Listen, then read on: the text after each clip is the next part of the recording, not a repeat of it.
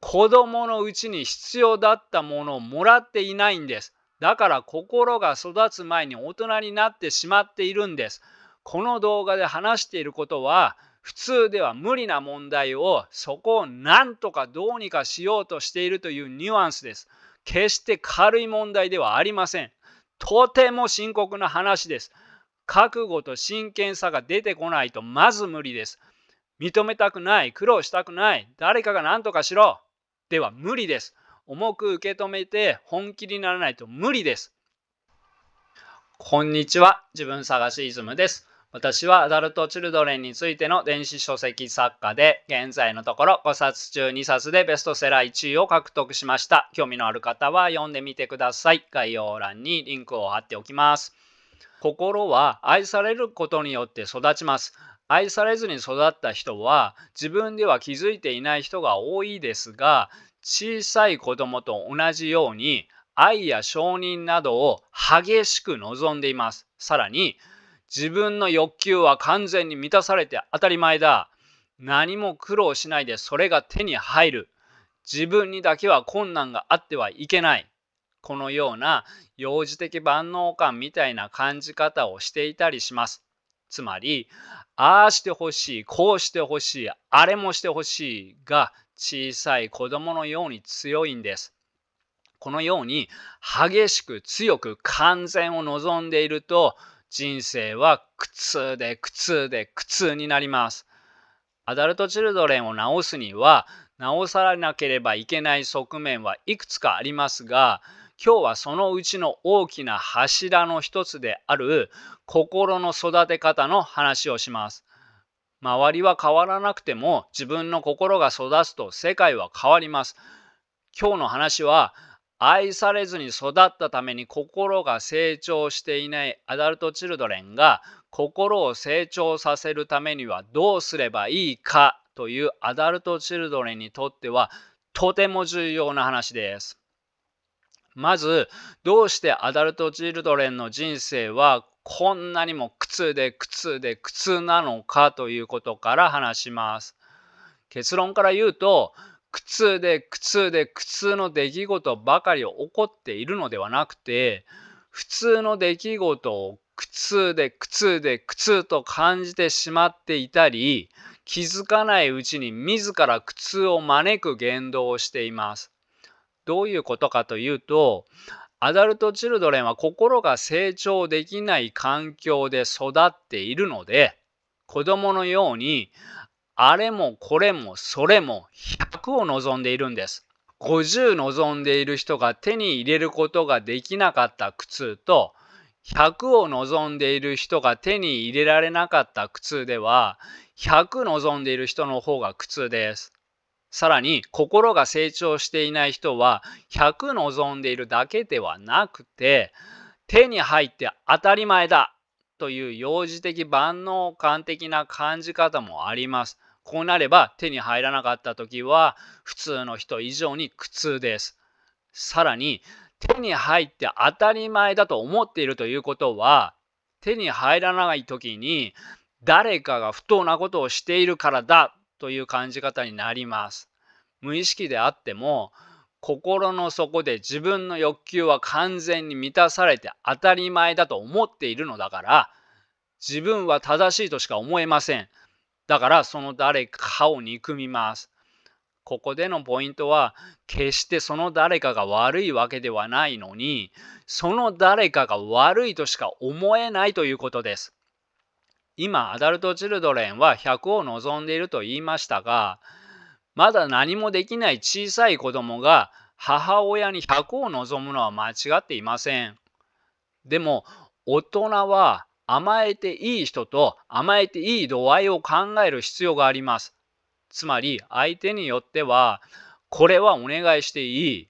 これは恋人以外にはお願いしてはいけない。知らない人にこんなことを要求するのは失礼だ。というのがあります。親に甘えられなかった人は甘え方を学んでいないので、これを全く無視しています。誰に対しても100を求めちゃうんです。100求めているだけでも嫌われますが、100求めるだけではなくて、50しかくれなかったと言って、あからさまに不満そうな顔をしています。これだとものすごく嫌われてしまいます。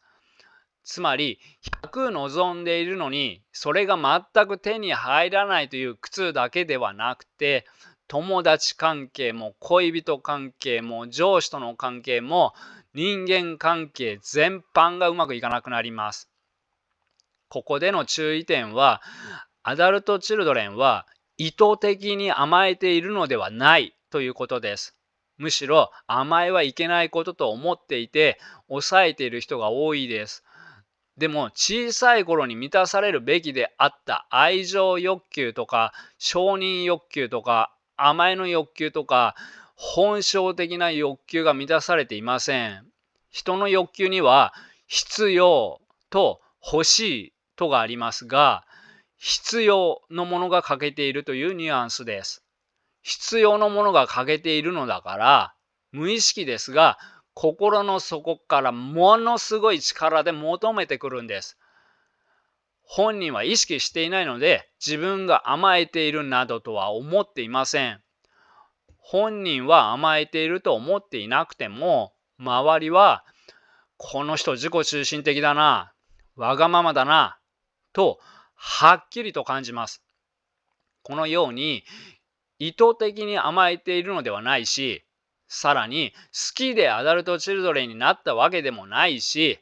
怠慢で心が成長しなかったわけでもありません。だから、アダルトチルドレンは悪い人ではないです。それでも、欠けているものをものすごい力で求めているので、激しく甘えています。さらに心が成長していないので、それが甘えだとも気づいていません。これがアダルトチルドレンです。そして気づいていないということが実は大きな問題になっています。例えば自分は嫌われるようなことをしていないつもりなのにいつも嫌われます。嫌われる理由が分かればそれをしないようにすることができます。あるいは対策が分かればその対策をすることができます。でもアダルトチルドレンはなんでこうなったのか、どうすればいいのか、なんで嫌われるのか、何もかも分かっていない人が多いです。そこで人生が地獄なのに、ただうずくまっているだけになってしまいます。この動画はそのような何も悪いことをしていないのに、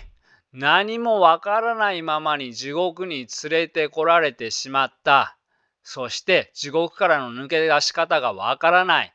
このような人が地獄から抜け出すためのヒントです。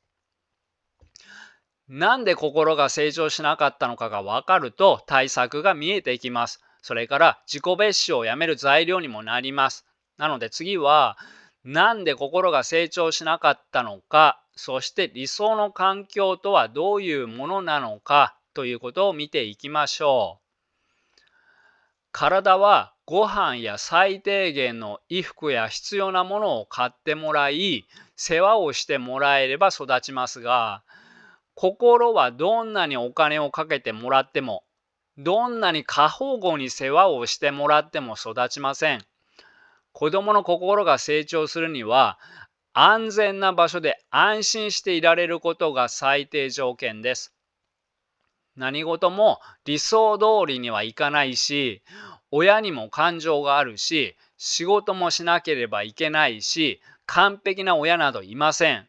それは頭の片隅に入れておいてください。その上で、子供にとっての理想を考えてみましょう。子供の心の成長にとって理想の環境は、自分の感じているように感じ、自分が言いたいことを言え、自分がやりたいことをやれる環境です。つまり、本性通りに生きられて、本性的な欲求が満たされる環境です。子供にとって本性通りに生きられて、本性的な欲求が満たされる環境になるには、心理的に安定している愛のある親がそばにいて、自分の気持ちを理解してもらえる必要があります。愛情を基盤とする肌の触れ合いや心の触れ合いが必要です。そのような経験を通して、親は何よりも自分を愛してくれている。親は何があっても自分の味方でいてくれる。と子供が感じれることで心は成長していきます。このように感じていれば、人や自分は信頼ができるという基本的信頼感が育っていきます。そして自分という存在は無条件で存在していいんだという人生を強く生きられるようになる感覚が育っていきます。これの真逆の人や自分は信頼ができない。私は迷惑な存在。などの思い込みが心の深い部分にできてしまったら、これを通して世界を認識するので健全な心が育ちようがありません。これがアダルト・チルドレンの大きな問題の一つです。では、どうしてこのような悪い思い込みができてしまうのかということですが、親がそばにいてくれなければ子供にとっては安全じゃないし、安心もできません。また、親がそばにいてくれても、全く気持ちを理解してもらえない。あるいは、心理的に不安定な時は怒りで対応する。他には、親が自分で精一杯で子供に関心がない。などであれば、子供は危険な状況や不安な状況から守ってもらえません。これでは安心できません。また、病的心配性や過干渉の親は子供を守っているようでも自分を守っているんです。このような親でも子供の心は成長できません。子供は何もわからないようでも本能的に愛されているかそうでないのかぐらいはわかります。子供に限らず犬だって愛されているのか愛されていないのかぐらいはわかります。だから家族の中でも犬に懐かれる人と懐かれない人とがいます。人間は犬よりもずっと頭がいいです。この年齢の子供にはどうせわからないだろうと子供を軽く見る人は無知だし、何より心の冷たい人です。子供は自分が愛されているのかそうでないのかがわかるということは、愛していると言われればいいということではないです。世話をしてもらえればいいというわけでもないです。その世話されるときに親が嫌々なのか、めんどくさいのか、イライラするのか、嬉しいのか、喜んでいるのか、そういうところがきちんと子供に伝わるということです。恩着せがましい親もいますよね。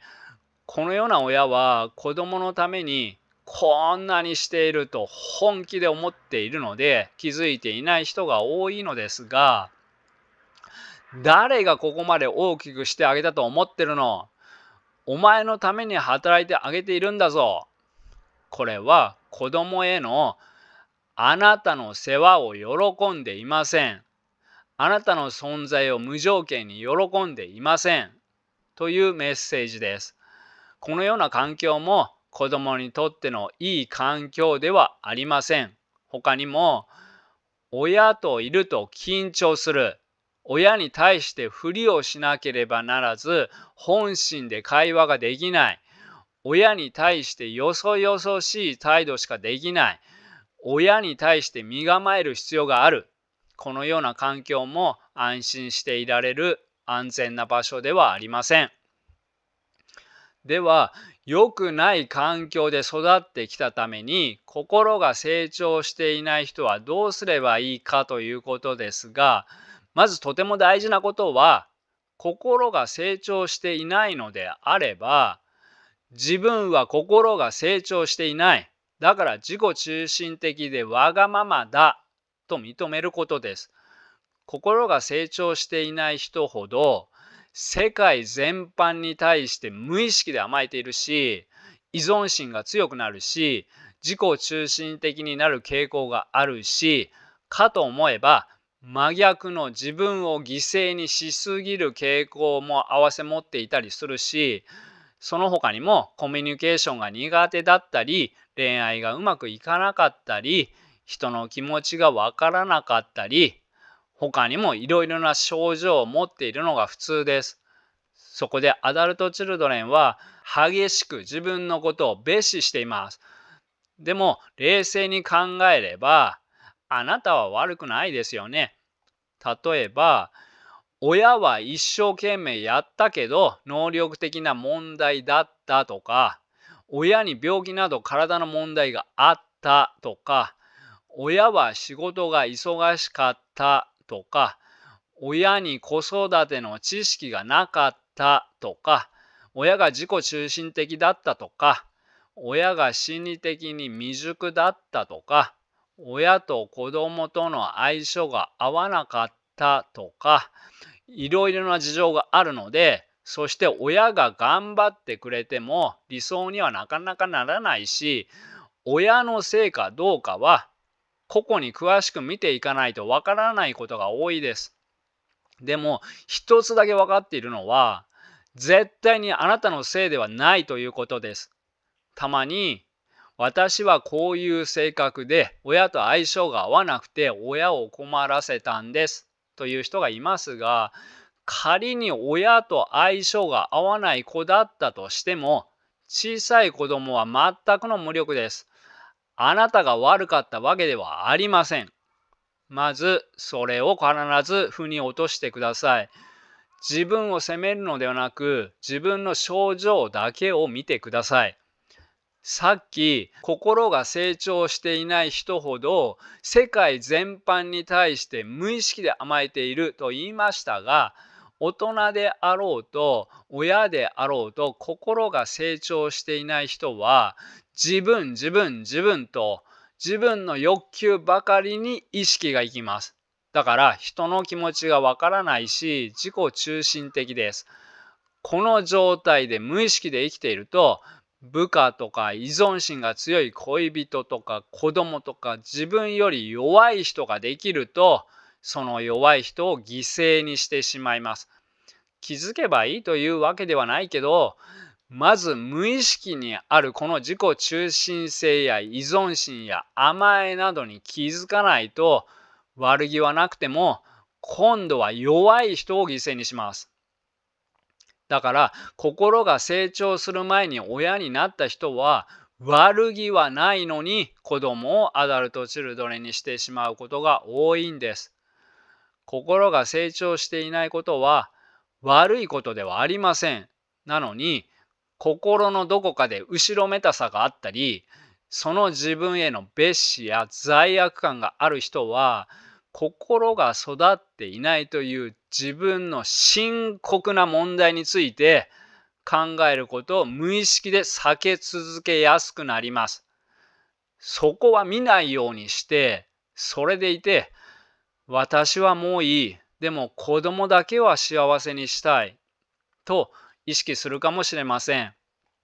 誰でも自分をいい人、立派な人、愛情のある普通の人と思いたいです。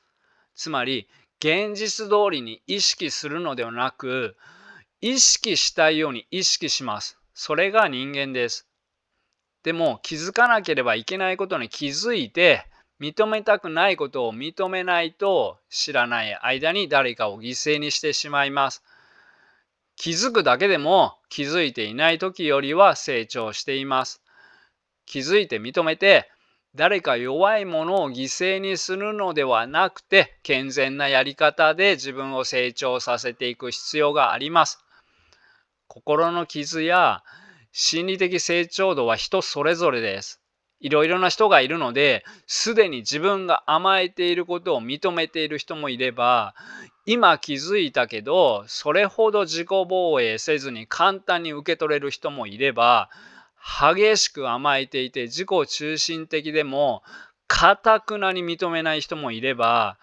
激しく甘えていて自己中心的なことを頑くなに認めなかったのに、ここに来てついに認める人もいます。認められないことを認められた時は次のステージに進む時です。でも深刻な問題を避けていた人が自分の深刻な問題を認めるということは、今までどうしても認められなかったことを認めるのだから、かなりのショックを受けます。激しい心理的な苦痛を味わうことになります。アダルトチルドレンからの回復は、苦痛を回避して気持ちのいいことや心理的に楽なことだけで済むというものではありません。何度も心理的な苦痛とか恐怖に触れながら、なんとかゴールにたどり着くというものです。だから心理的に弱い時は認められません。少し心が成長して思い出したり気づいたり認めざるを得なかったりして、しばらくは呆然自失だったとしても、または涙を流したとしても、それはゴールへの通過点です。大きな進歩です。認めたくないことを認めると大きく成長すると聞いて、認めようと思っても、そして愛されずに育った人は心が成長していないので甘えていると聞いても、すぐには確かに自分は甘えているなぁと感じられないかもしれません。でも気づいていないだけで、多くのアダルトチルドレンは誰にでも甘えています。では、ちょっとそれに気づいてもらうための話をしましょう。アダルトチルドレンは、あなたは甘えていると聞くと、責められているように感じる人が多いと思います。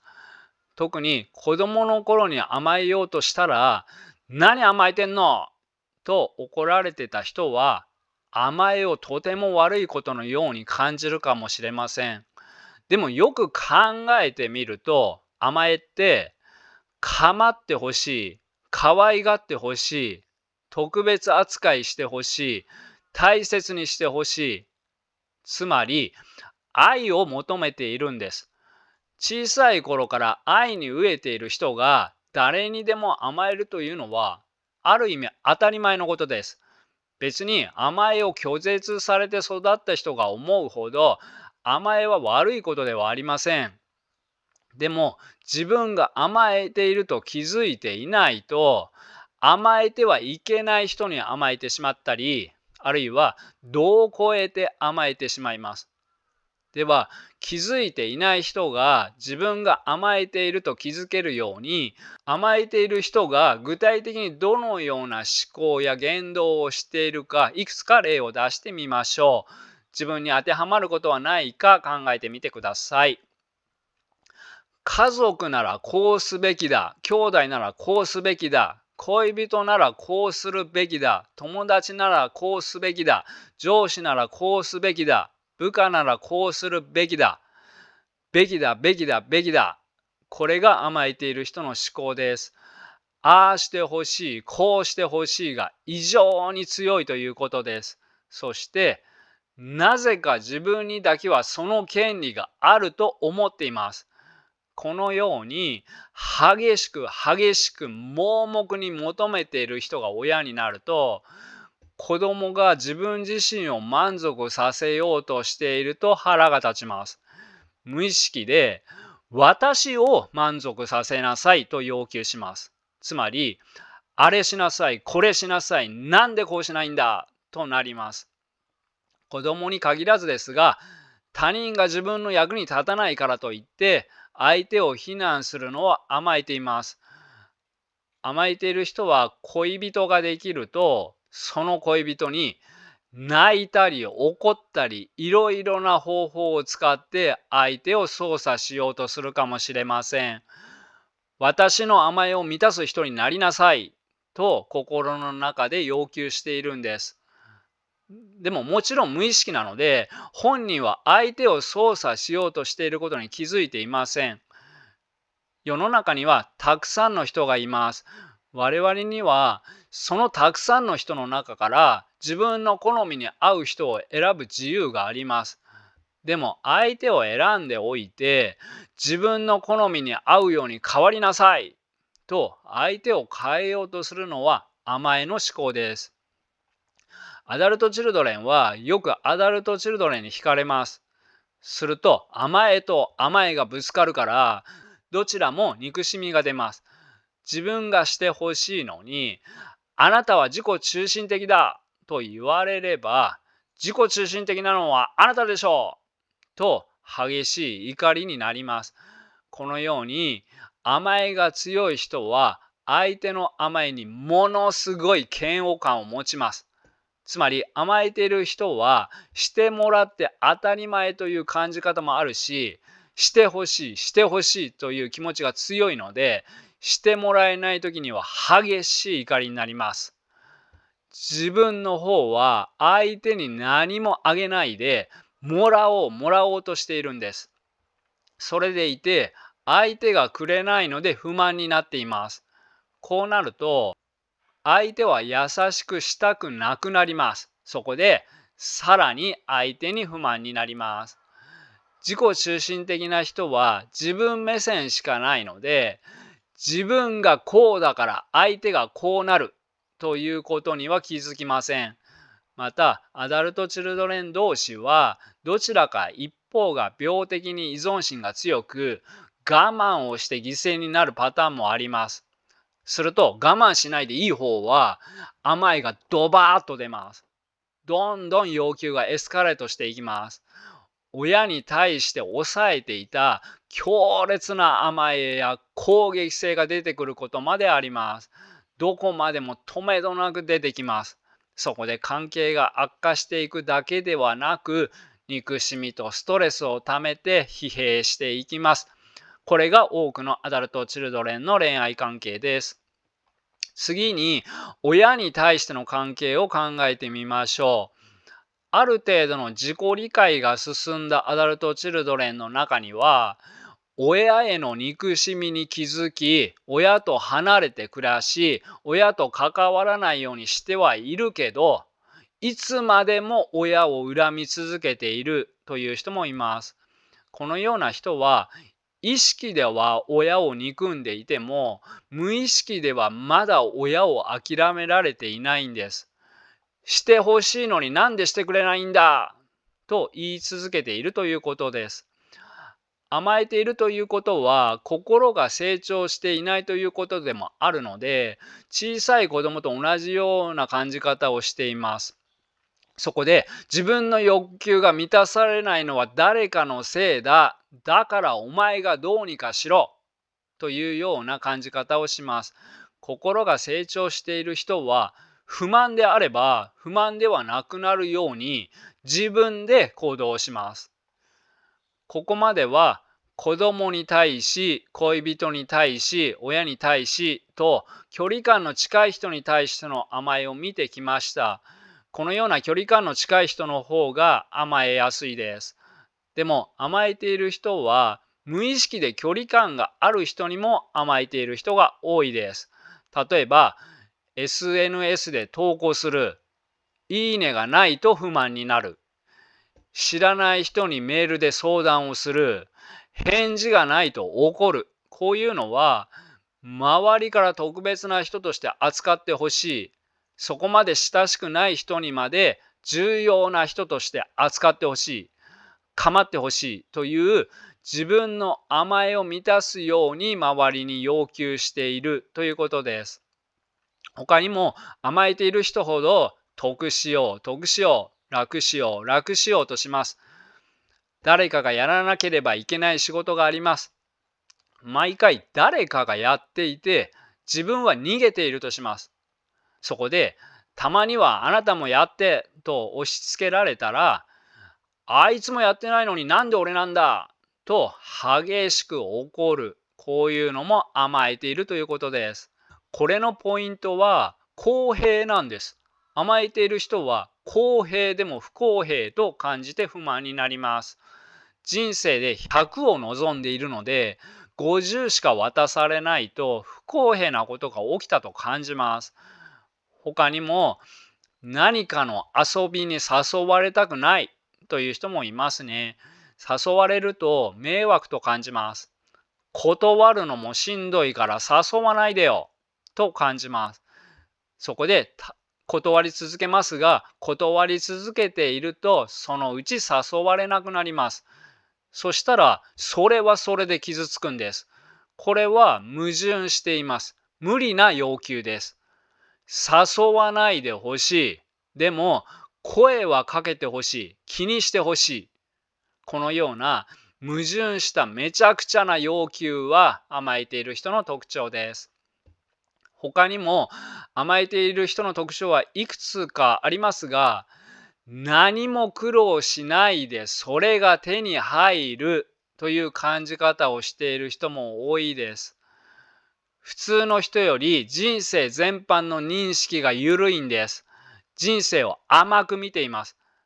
例えば、甘えている人がカウンセリングを受けると、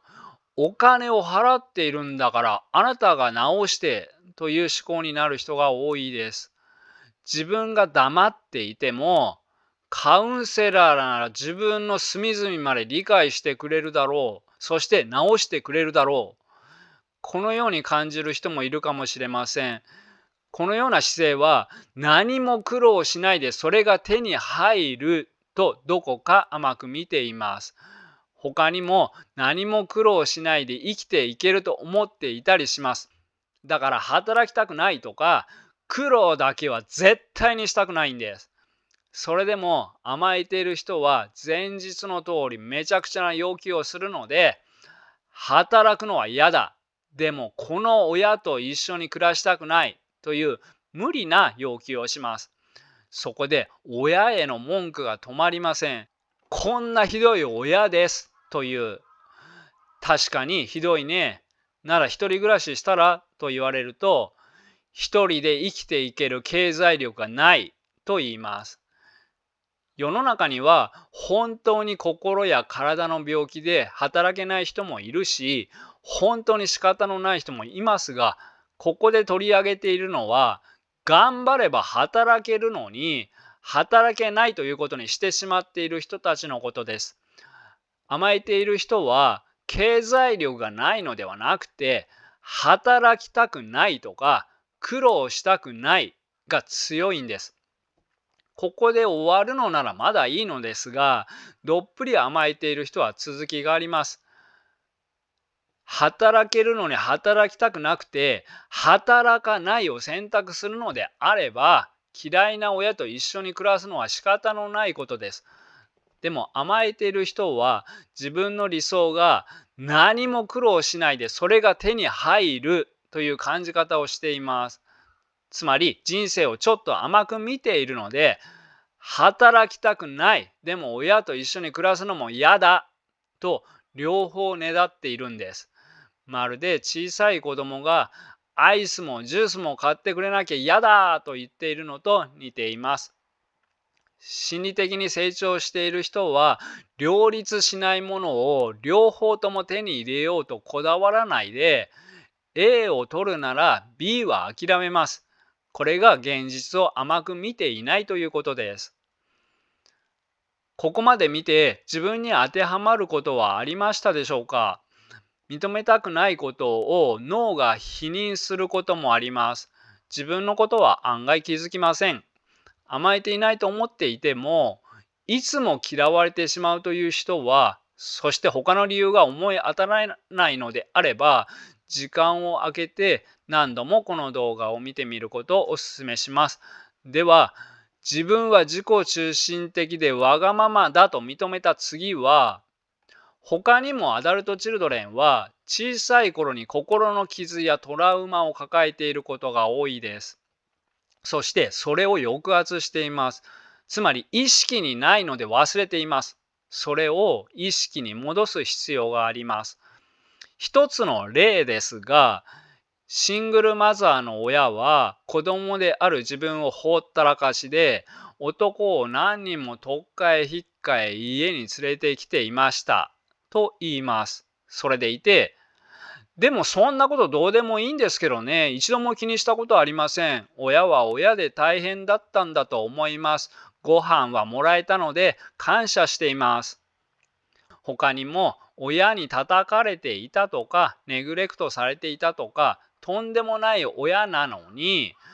親と相性が合わない子だったんです。聞き分けのない子だったので自分が悪かったんです。それでも育ててもらったことには感謝しています。このように言う人もいます。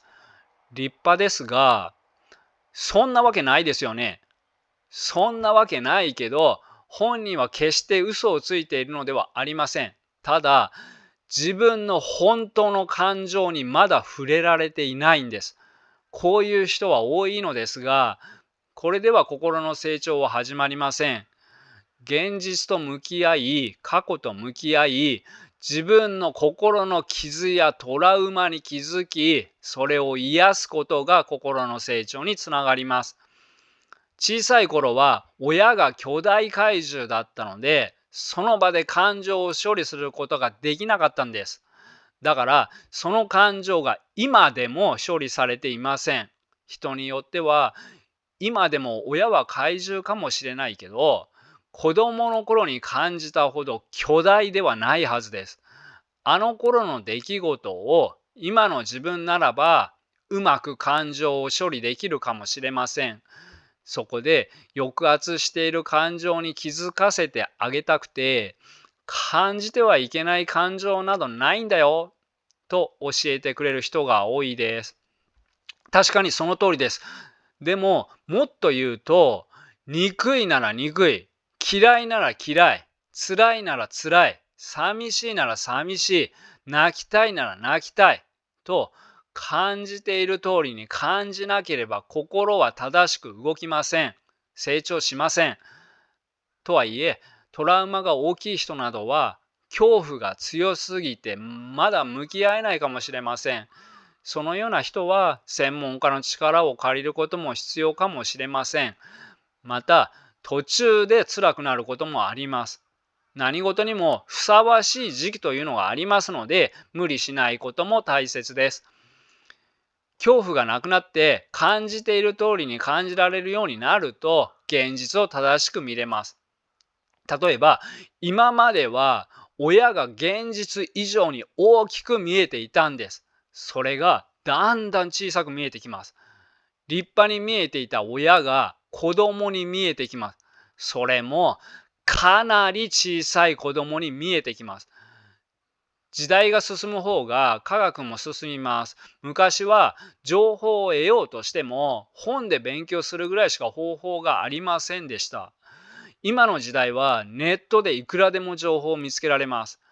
ネットに不慣れな世代は気づくのが遅くなるかもしれません。なので、今の時代の方が年齢的に若いうちに自分はアダルトチルドレンだと気づく人が多いと思います。今の時代は勉強がしやすいということです。親の未熟性に気づいていなければ、心が育っていない自分を自己蔑視し続けるので、気づいていない人は勉強をして親の未熟性に早く気づく必要があります。早く気づいて、心理的には自分の方が成長していると思っていることで、依存心の克服の力になったり、心は成長していきます。すでに話した通り、心が成長していない人は、無意識で私の欲求は完全に満たされて当たり前だという前提があるので、つまり小さい子供のような感じ方をしているので、嫌われてしまうことが多いです。そこで多くのアダルトチルドレンは自分の本心を偽って偽物の自分で生きるより仕方がないという状況に追い込まれています。本心で生きるのが心が成長する生き方だとしても、多くのアダルトチルドレンは本心で生きると嫌われてしまうのだから、自分の欲求を全部抑えて相手に嫌われないように生きています。この問題で重要なことは、わがままを出して甘えても許されるという環境は小さい時だけなんです。大人になると周りはわがままな人を許しません。自己中心的な人は嫌われます。だから人は子供時代にありのままの自分を受け入れてもらえる、無条件に愛してもらえる、甘えさせてもらえる、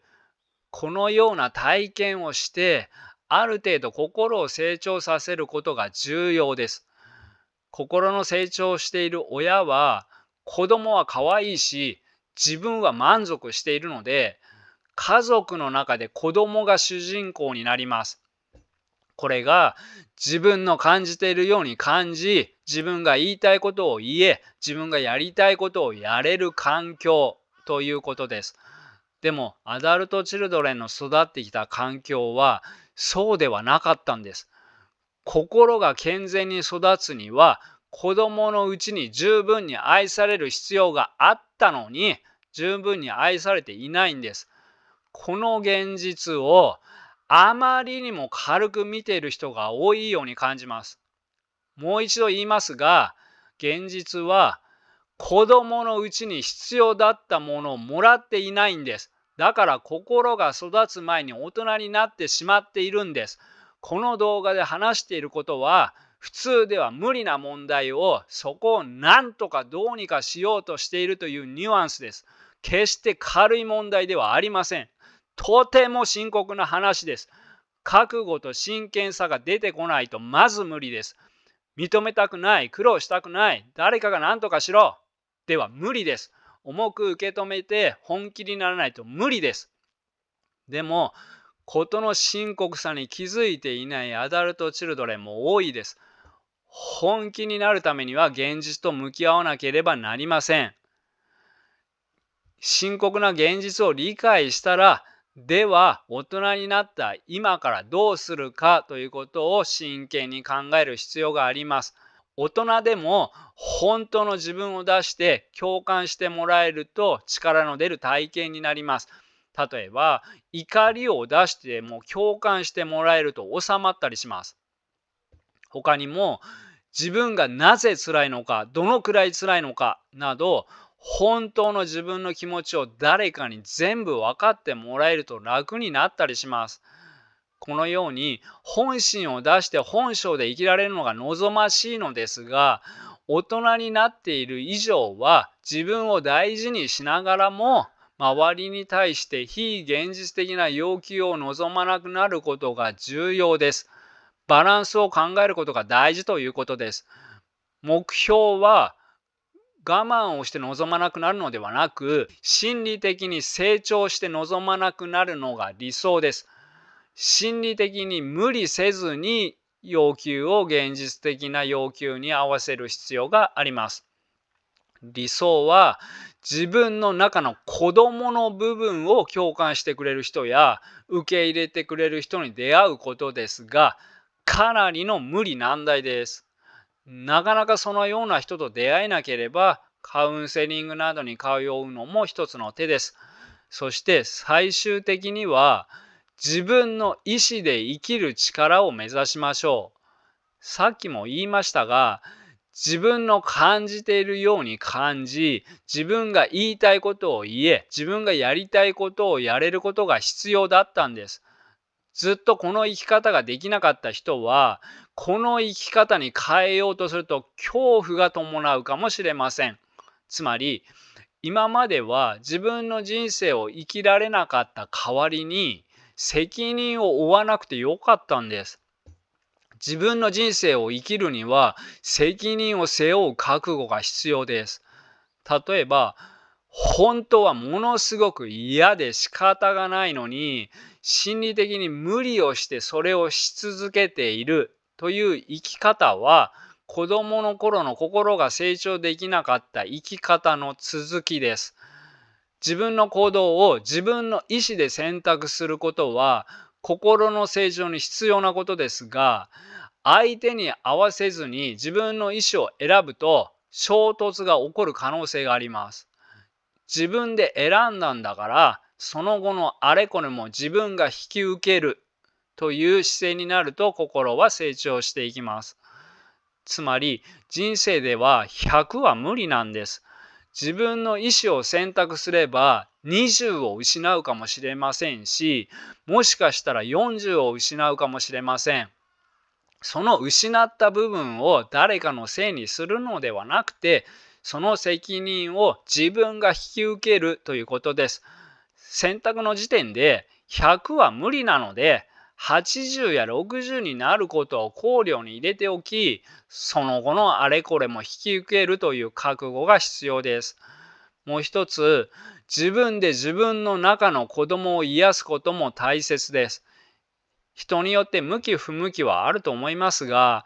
甘えられずに育ってきた多くの人にとっては、この自分の中の子供の部分を癒すことによって、時間をかけてでも心を育てていくのが近道だと思います。では、自分の中の子供の部分を癒すとはどういうことか考えてみましょう。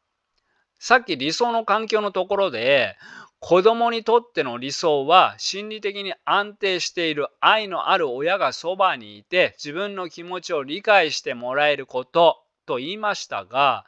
多くのアダルトチルドレンは親に共感してもらっていないから共感力が育っていません。だから人に共感できませんが、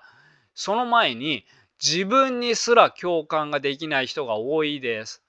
そこで、アダルトチルドレンは自分の感情を無視しています。感情というのは長年無視していると、自分でも自分の感情がわからなくなってしおれてしまいます。いつも注意して気にかけてあげていると元気になってきます。だからまずは自分で自分に共感してあげましょう。つまり、今自分はこういう感情なんだよね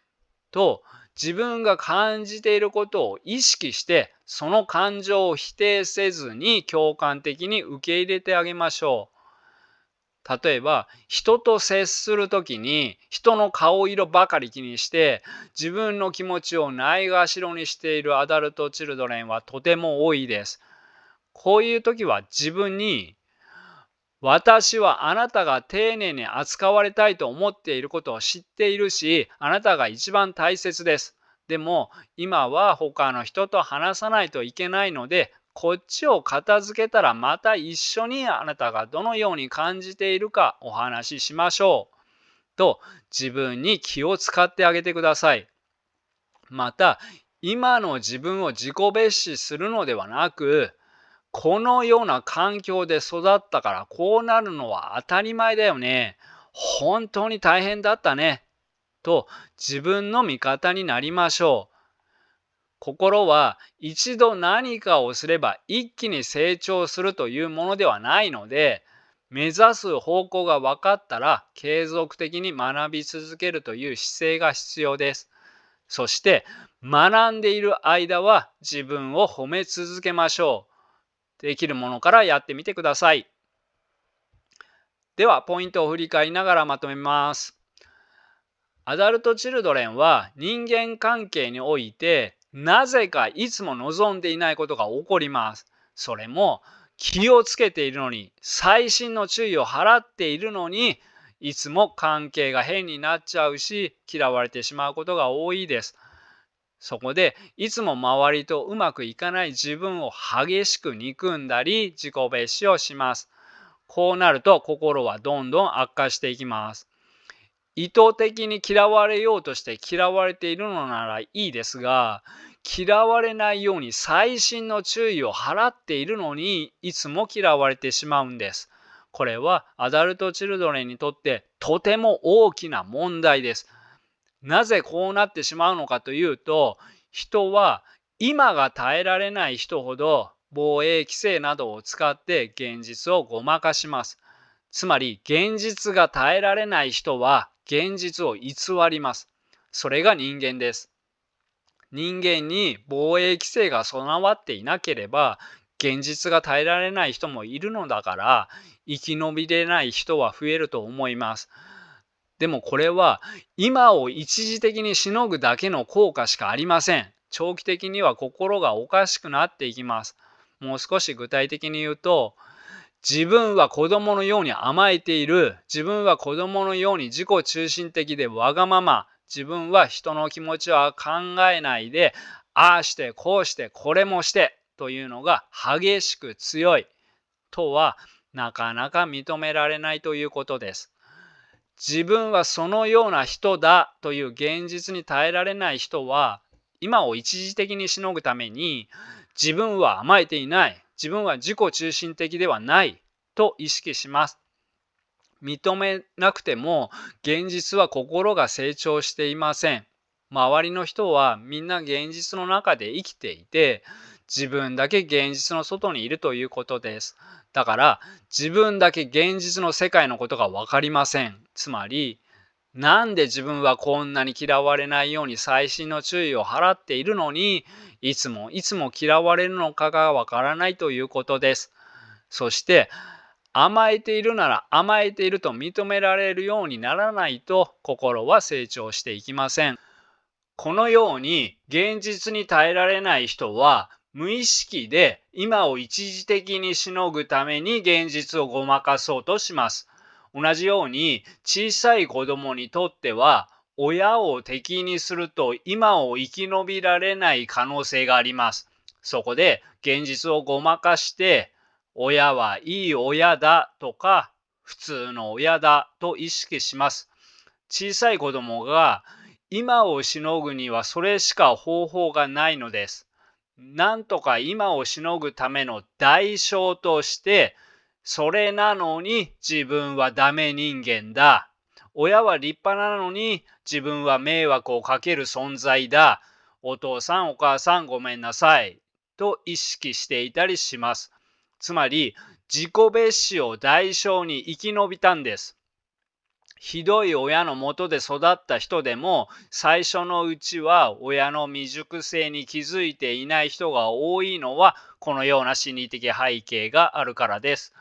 そして小さい子供の時にこのように現実をごまかしたのは生き延びるために仕方のないことです。間違っていません。でも大人になったのなら自己蔑視の代償を払わないでも今を生き延びていけるはずです。自分の心の中を振り返ったり、過去の環境を詳細に振り返って、自分の原点がどこから来ているのかということがはっきりとわかると、得体の知れない自己蔑視は消える方向へ向かいます。自分の原点を納得したからといって、突然別人のようになるわけではありません。長い道のりにはなりますが、納得できればできていない時より過去の心の傷を癒しやすくなります。それを頭に入れた上で心が成長する環境を考えてみましょう。心が成長できるには安全な場所で安心していられることが必要です。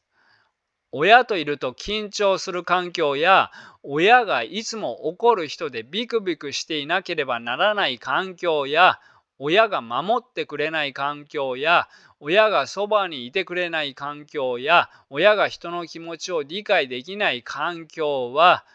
安全で安心できる場所ではありません。安全で安心できる場所で、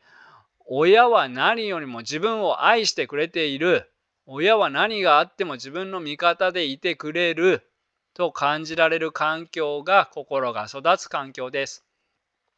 そのような環境でなかったのであれば、心が成長していなくても自己蔑視はおかしいです。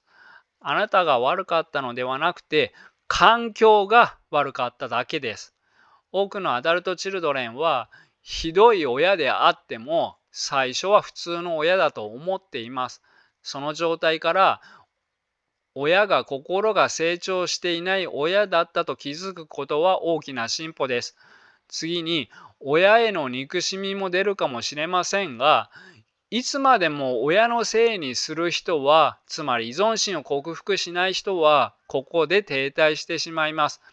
感じている通りに感じる必要はあるので、ある程度の停滞は必要です。でも、ずっとここに居続けるのはマイナスです。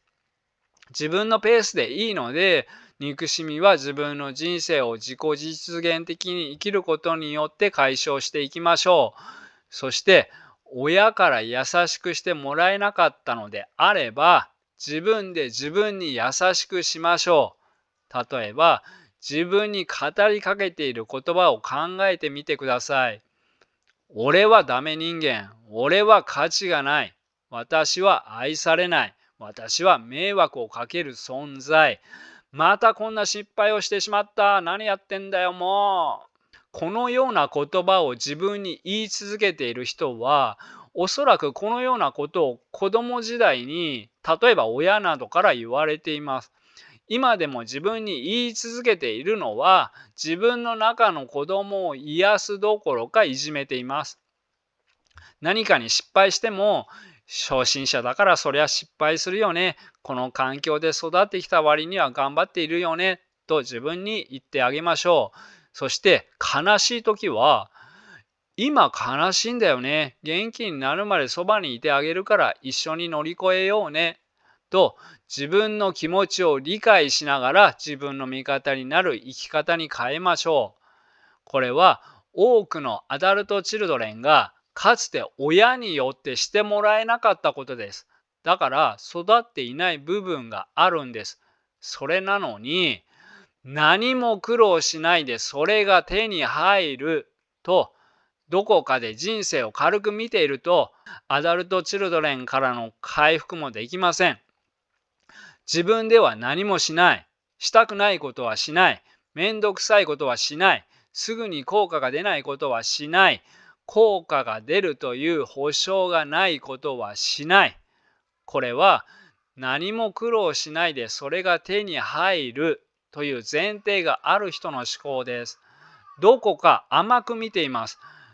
親にしてもらえなかったのであれば、自分で自分にしてあげましょう。効果が出るという保証がないとモチベーションが上がらないのは人間として当然ですが、でもそれでアダルトチルドレンから回復したいと言っても無理です。人間はとても複雑です。その人のパーソナリティや持って生まれた遺伝子やトラウマの重症度や無意識の問題や回復しようとするモチベーションやどれくらいの頻度で繰り返しワークしているかや怖いことやめんどくさいことをやる勇気や現在のその人を取り巻く環境など人によって様々な違いがあるので自分に合うかどうかはやってみないと分かりません。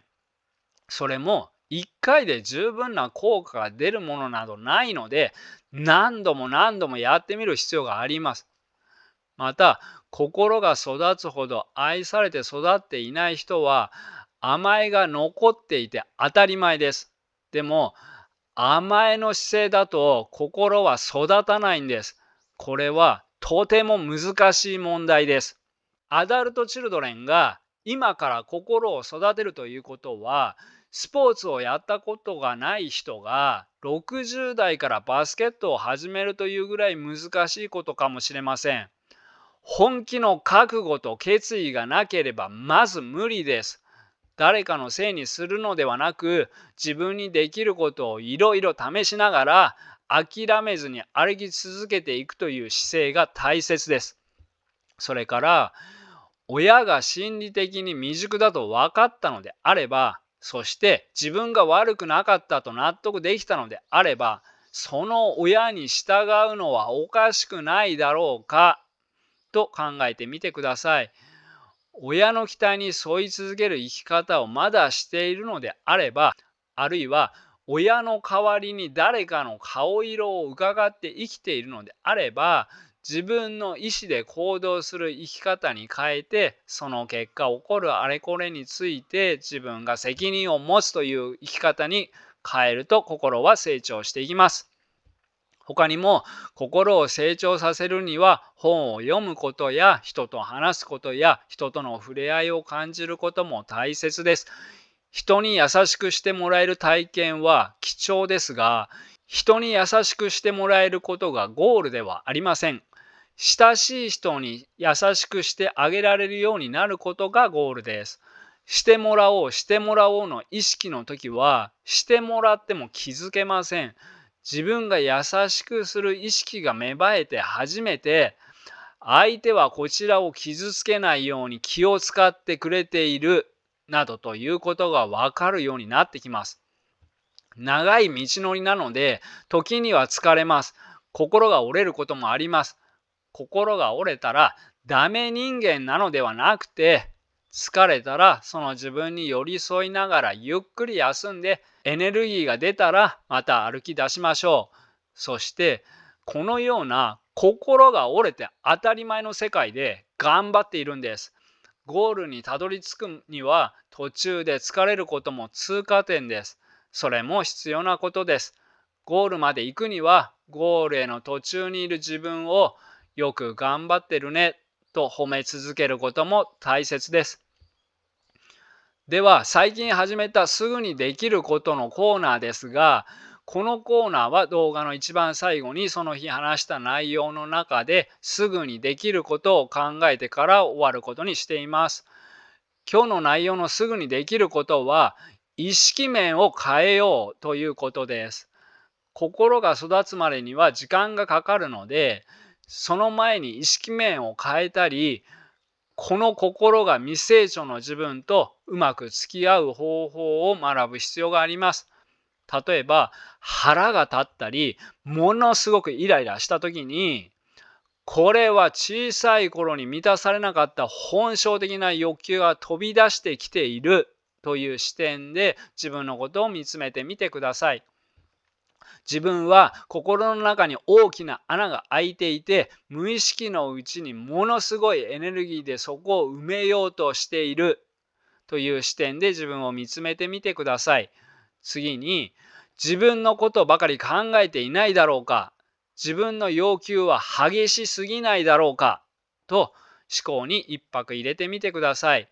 心の成長している人は自分のことだけではなく周りの人のためにも何かをしています。そして自分の人生だけには障害物が全くないのが当たり前だと思っていないかと考えてみてください。障害物が全くない人生を激しく望んでいるからちょっと障害物が出てきただけでもものすごく辛く感じているのではないかということです。我々は障害物に悩んでいるように感じますが、障害物をチャレンジと捉える人もいます。障害物の大きさで悩みの大きさが決まるのではなくて、障害物をどう捉えるかで悩みの大きさが決まります。甘えや依存心はアダルトチルドレンにとってはとても重要な問題です。